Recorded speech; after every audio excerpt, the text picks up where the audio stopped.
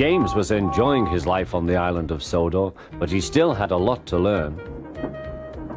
"You're a special mixed traffic engine," said the Fat Controller. "You can pull coaches or trucks quite easily, but you must learn by your mistakes." James knew what the Fat Controller meant. He could well remember that dreadful accident on his first day. "Be careful with the coaches, James," said Edward. "They don't like being bumped." Everyone came to admire James. "I'm a really splendid engine," he thought, and suddenly let off steam. A shower of water fell on the Fat Controller's nice new top hat. Just then the guard blew his whistle, and James thought they had better go. Go on," he puffed to Edward. Don't push," replied Edward. The coaches were grumbling too. Don't go so fast! But James didn't listen.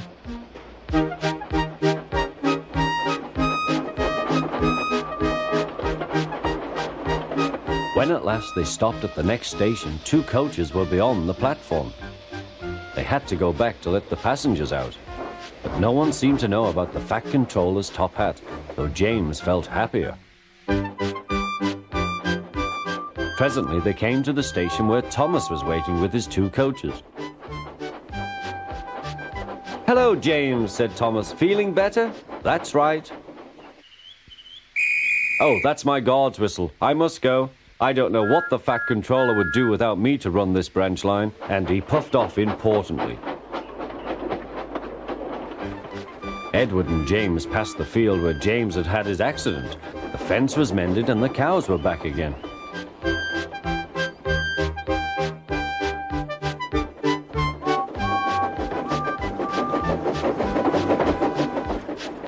They ended their journey and rested before setting off for home.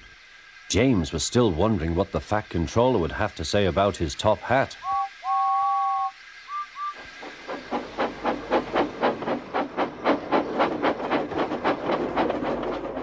Next morning, the Fat Controller spoke severely to him.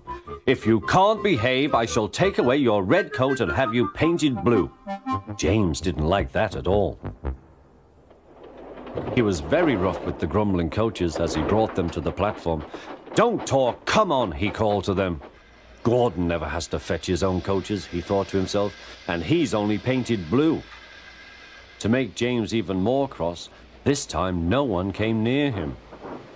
"I'll show them," he thought. "They think Gordon is the only engine who can pull coaches."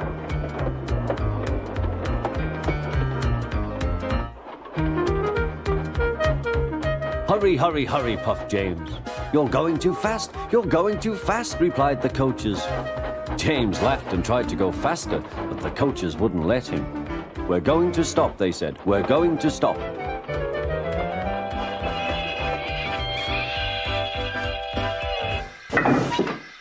"What's the matter?" James asked his driver.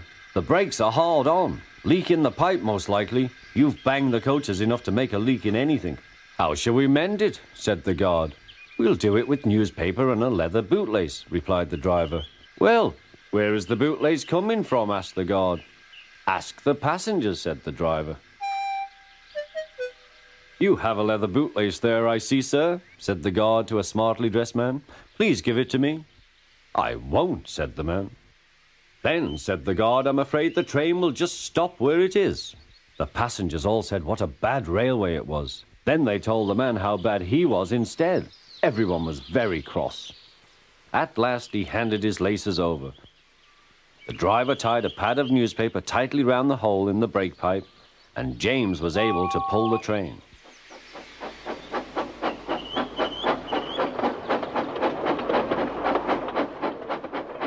But he was a sadder and wiser James, and took care never to bump coaches again.